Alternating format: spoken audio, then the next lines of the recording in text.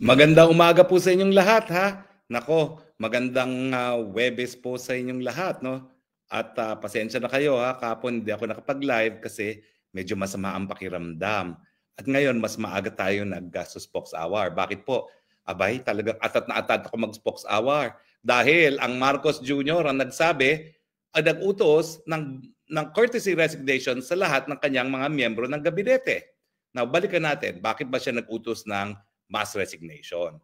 Well, yan po ay dahil sa pagkatalo ng alyansa. Lilima lang ang napanalo ng Marcos Jr. Meron pang dalawa doon na humiwalay na sa kanila, yung Amy Marcos at saka Camille Villar. No? So ibig sabihin, palpak. At wala doon sa PFP na mga members na sa kanyang partido ang nanalo. Natalo po yung tatlong PFP. Tapos, umamin ng Marcos Jr. Dalawang inamin niya, in fairness. No? Na unang-una, kaya natalo ang alyansa dahil unang-una ay napakatindi ng politika.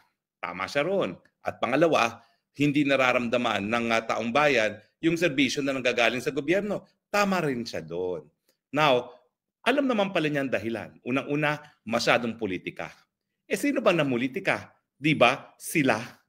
Namulitika sila dahil napakaaga nilang nagnasa na magkaroon ng Marcos Forever na tinangka nilang sirain na itong si Inday Sara Duterte. Sino ngayon nagsisisihin sa sobrang pamumulitika? Walang iba kundi ang Marcos Jr. administration. Sisihin niya ang sarili niya unang-una. Marami kasi nagsasabi, hindi, si Lisa Tanasian at saka si Tambaluslos. Siyang presidente, bakit niya ibabalik ang sisi sa iba? Siyang presidente, he is the one in command. The buck stops with him. Kung hindi niya makontrol ang sariling misis niya, hindi niya makontrol ang sariling pinsan niya, paano niya mapapatakbo ang taong bayan? Paano niya mapapatakbo ang Republic of the Philippines? Sarili niyang misis, sarili niyang pinsan, hindi niya makontrol.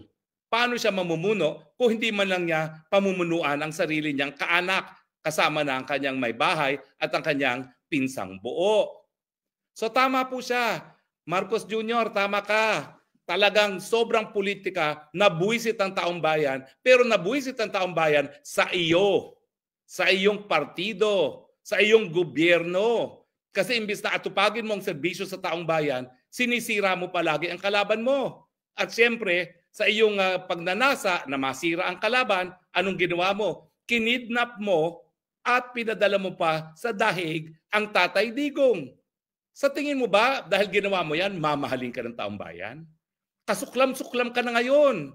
Kaya tama ka. Sobrang pamumulitika at ikaw ang dahilan ng sobrang pamumulitika. Pangalawa, hindi raw ramdam ng taong bayan ang serbisyo ng gobyerno. Tama ka talaga. Kasi sangkatutak na ayudang pinamimigay mo, merong AKAP, merong TUPAD, merong AIX, ginagamit lang naman yan at kinukurakot ng mga politiko na mga kaalyado mo. At wag mong sabihin hindi mo alam yan na hindi nakakarating sa taong bayan yan. Talaga namang binibili mo ang loyalty ng mga kongresista. Anong sabi ni Toby Tiangco? Karamihan ng pumirma dyan sa impeachment na yan, pumirma lamang dahil dun sa mga ayuda na makukuha nila. Na alam nila na hindi naman makakarating sa kanilang mga constituents. Sabihin na natin makarating, vote buying kasi yan. Tapos pagyayabang nyo, 105 members of the Lakas Party, ulol. Paano hindi mananalo yung mga yan? Sangkatutak na ayuda ang pinamigay. Pati ang EU, nagsabi na yung ayuda na yan ay vote buying. O bakit hindi mo sinasagot hanggang ngayon ng EU? Diba? So talagang hindi mararamdaman ang benepisyo kasi unang-una, yung sangkatutak na ayuda hindi nakarating sa taong bayan.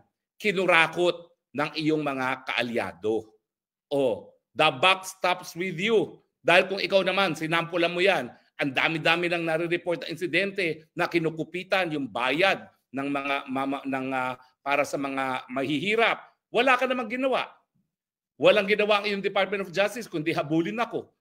Na walang ginawa sila kundi tanim kaso. Nagsasampa ng kaso na non-bailable na wala namang merito-merito, no? Nakakahiya ka. O nagtataka ka pa na hindi nararamdaman ng taong bayan ang serbisyo nyo? At pangalawa, ano bang serbisyong sinasabi mo? 5,500 flood projects. Wala naman silang nakitang remedyo sa pagbabaha tuwing tag-ulan. O nasaan yung serbisyong sinasabi mo? Nasaan yung 20 pesos na bigas na sinasabi mo? Nag-20 pesos ka nga ilang araw bago mag-eleksyon, obvious na yung 20 pesos na yan, pang-eleksyon lamang. At saka obvious na ang pinangako mo nung ikaw ay tumatakbo, kasama mo ko sa parehong entablado, magbubuluhan pa ba tayo? Ang sabi mo, pababain mo ang presyo ng bigas dahil aayusin mo yung supply chain. Tatanggalin mo yung mga traders, bibigyan mo ng direct link ang mga farmers sa mga mamimili. Nang sa ganun, mataas mabibili ang ani ng mga magsasaka at mura ang presyo pagdating naman sa mga mamimili. Anong ginawa mo? Bumili ka ng mahal, ibinenta mo ng mura. Kita mo, isang araw lang napatupad.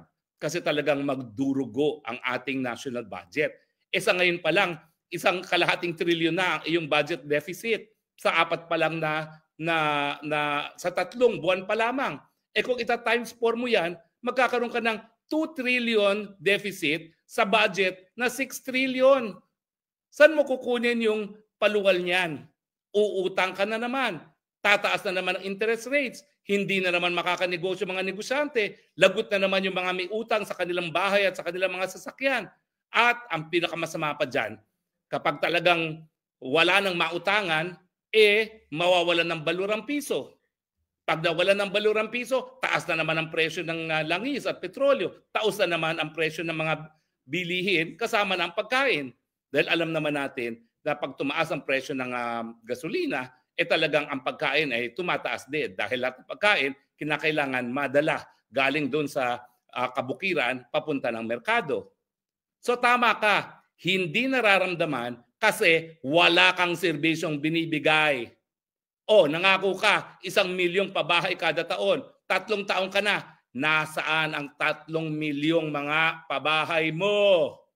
Malinaw na malinaw mong pangako yan. 1 milyon kada taon na pabahay. Nasaan? Gaya ng 20 pesos na bigas, nakaukit sa tubig, nakasulat sa hangin. So hindi lang po hindi ramdam, wala kang serbisyong ibinigay. Bukod pa dyan, ano nangyari sa ating peace and order? Balik na naman ang mga krimen. Takot na naman ang mga mayayamang mga Filipino-Chinese na lumabas sa kanilang mga pamamahay dahil nawala na ang takot sa puso at isipan ng mga kriminal. Kasi ang dami, sarili mong angkan, sarili mong mga kaibigan, sila ang kriminal. Winasak mo ang pagiging profesional ng kapulisan. Anong nangyari? Ginawa mong private army ang kapulisan. Ginamit mo para habulin lahat ng iyong mga kalaban. Kibuloy, Harry Roque, Duterte. Nakita mo ba yung asta ng Torre doon sa Villamor Air Base? Hindi ba para siyang private army at hindi profesional na sundalo? Meron pa siyang pahatak-hatak sa isang dating presidente na abogado? Anong pinararating niya? Tapos, aamin-amin siya, maaamin naman at talagang inamin naman niya na hindi sang-ayon sa tamang proseso ang pagkuha nila kay Tatay Digong. And yet, akala mo kung ang umasta naghaharing uri. Pwede ba yan? So huy, tama ka, hindi ramdam. Pero hindi ramdam kasi wala kang serbisyong binibigay. Diba? Now, matapos nating mapagdiskusuhan yung mga tamang sinabi ni Presidente na unang-una, ayaw na ng Pilipino sa masyadong politika na siya rin ang namumulitika at hindi nararamdamang serbisyo, kaya nga lang, kasi wala siyang serbisyong binibigay. Sa mga kalye, 1 trillion ang budget ng DPWH. Ang pangit-pangit ng mga kalye, nagko-collapse pa mga tulay. Mahiya ka nga. Ano ba yan? Tapos sasabihin mo, hindi nararamdaman. Wala kasing serbisyo. Iba yun. Sa walang serbisyo, sa hindi nararamdaman. Yung walang serbisyo, may ginagawa ka. Pero sa totoo, sa 3 taon, wala kang ginawa. O ngayon, pinagre-resign mo mga gabinete mo. Bakit gabinete mo pinagre-resign? Di ba ikaw din, naging gabinete? Nag-resign ka nga. Pero may nagkaroon ba ng pagbabago? Wala. Ikaw ang dahilan kung bakit nagtaas ang presyo ng bigas nung ikaw ay kalihim ng Secretary ng Department of Agriculture. Ikaw ang dahilan kung bakit naging napakamahal ng onions, no? Ikaw ang dahilan na kung bakit napakamahal din ang presyo ng tomatoes. At ngayon, nag-i-import na tayo ng lahat, pati isda. Ikaw ang dahilan. Sinibak mo ang sarili, nandyan pa rin ang problema. Ang tanong ko, ano ba ang tingin mo? Ang tingin mo ba walang serbisyong nabibigay ang gobyerno mo dahil sa mga kalihim mo? Hindi. Walang serbisyong naibibigay dahil ikaw ang problema. Unang-una, sinungaling ka dahil ayaw mong sabihin ang katotohanan kung ikaw ay nasa tamang pag-iisip. Kasi kung ikaw ay maaamin na ikaw ay bangag, patatawarin ka ng taong bayan. Si GMA nga talagang malinaw ng daya, nag-I am sorry, pinatawad. Ikaw pa kaya na pagkakasakit naman talaga yung pagiging bangag? Patatawarin ka. Pero kaya hindi ka pinapatawag, meron na kasing duda na wala ka sa tamang pag-iisip, wala ka ng serbisyong naibibigay sa iyong mga kababayan, nagpupumilit ka pa. Hindi lang manatili sa pwesto, kung hindi ilagay sa pwesto ang iyong mga angkan. Si Tambaluslos, kita mo yan? Ang number one na naninira sa iyo, yung Tambaluslos. Kasi lahat ng ginagawa niya sa Kamara de Representante, bulok. Yung panggigipit ng Quad Committee, yung mga kagaguhan na ginawa nila kay BP Sara, o ano, di ba? Tambaluslos lahat yan. But then again, hindi ako naniniwala na ang dapat sisihin si Tambaluslos, ha? Ikaw pa rin ang dapat sisihin because the buck stops with you. You are the president. So walang mangyayari miski pa-resignin mo silang lahat dahil ikaw ang problema. Kapag ikaw ay hindi umamin na wala ka sa tamang pag-iisip at tingin ko, mayroon na talaga mga dahilan para mag-conclude na ikaw ay wala sa tamang pag-iisip dahil kung ikaw ay nasa tamang pag-iisip, napakadami nating mga resources. Lahat na nakapangyarihan nasa iyo bilang presidente, dapat meron ka naman nagawa sa unang 3 taon mo. At ano pang gagawin ng gabinete mong bago? Last 3 years na yan. Ano mo, first 3 years is the learning curve. Last 3 years, dapat dyan na yung mga proyekto na maaalala ka. Papalitan mo mga gabinete mo. Magla-learning curve na naman sila. So, wala kang magiging legacy. Nakita mo? So, ang punto ko, hindi solusyon ang mass resignation ng iyong mga gabinete. Ikaw ang mag-resign. Ibigay mo na ang presidency kay BP Sara. Dahil kung si BP Sara bubuo ng bagong gabinete, halos sabay lang ang learning curve niyan sa bagong gabinete na iyong ibubuuin. At least, kapag merong bagong presidente, yung taong bayan magkakasama-sama na muli, lalong-lalo na dahil nga sa ginawa mo kay Tatay Digong na pinapunta mo sa dahig, kinidnap mo. Magugulat ka.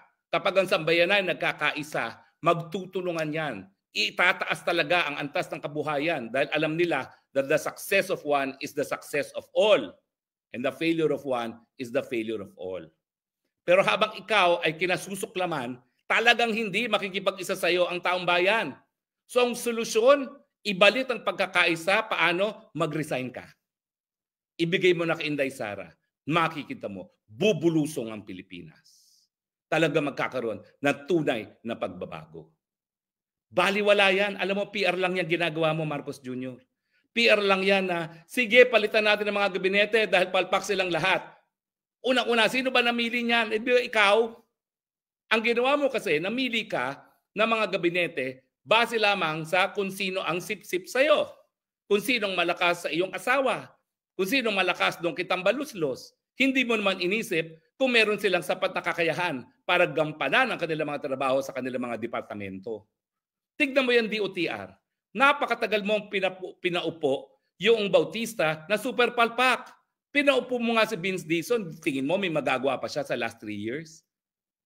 Alam ko, hindi mo natatanggalin yan si Vince Dizon dahil bagong-bago. Pero last 3 years, may magagawa pa ba siya? Di ba kinontra ka na niya? Kinontra ka na niya yung mga proyekto na dapat matapos sa transportasyon, tatapusin mo ngayon. Hindi nga po pwede kasi walang nangyari nung first 3 years. Ano ba yung mga proyekto na yan na pinalano pa ng panahon ni Tatay Digong? Yung mass transport system ng Davao at Cebu, wala namang ginawa kasi kalaban ng Davao at Cebu. Tingin mo ba sa susunod na 3 taon magagawa yan? O yung pagre-repair ng EDSA, alam mo lalo kang isusumpa ng taong bayan. Kasi dapat ginawa yan patsi. Eh yung mga tao mo kasi, mga kaalyado mo, lahat kurakot. Ayaw gumastos talaga para sa tunay na proyekto. O, tignan mo yung infrastructure projects. Panahon ko bilang congressman, talaga namang yung mga tumatanggap. Ako hindi kasi party list ako, wala akong district engineer na magbibigay ng proyekto sa mga kontratista na malapit sa congressman. Dati-dati, 10% pagkalye, 5% pag building. Ngayon, hanggang 45% at 55%. Bakit? Dahil kitambaluslos et al. Masyado ng korupsyon. Kaya baku-baku lahat ng mga kalsada. Ngayon, mumurahin ka talaga ng taong bayan kapag sinarado mo yung EDSA dahil lahat ng tao halos dumadaan dyan. Talagang tandaan mo yan. Mumurahin ka ng tao. Baka yan na ang maging dahilan para ikay tuluyan ng tsugiin ng taong bayan. So walang magagawa yung mass resignation ng iyong mga gabinete. Para tayo ay umahon dito sa putik na tayo nalubog, ikaw ang mag-resign, bigyan mo ng bagong simula ang bansang Pilipinas, hayaan mong mamuno si Inday Sara Duterte. So let this day mark the day of National Resign Now Movement. National Marcos Jr. Resign Now Movement. Dahil yan ang tunay na solusyon.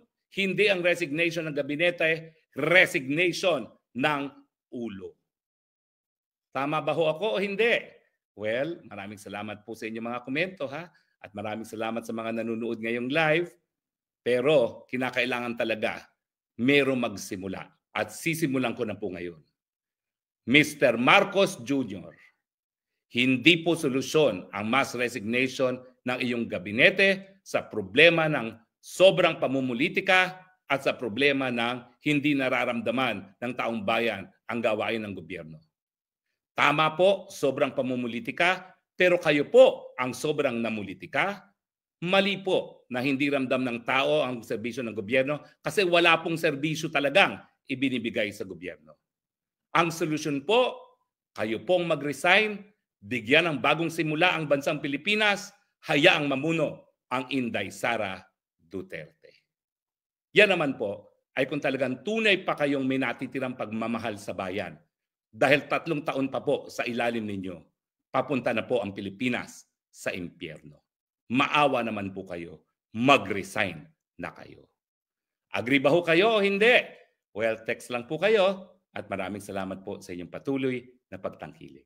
Ito pong inyong spokes ng bayan, Harry Roque, reporting live from The Hague. Walang iwanan kay Tatay Digong. I love you, Philippines. You're the only country that I have.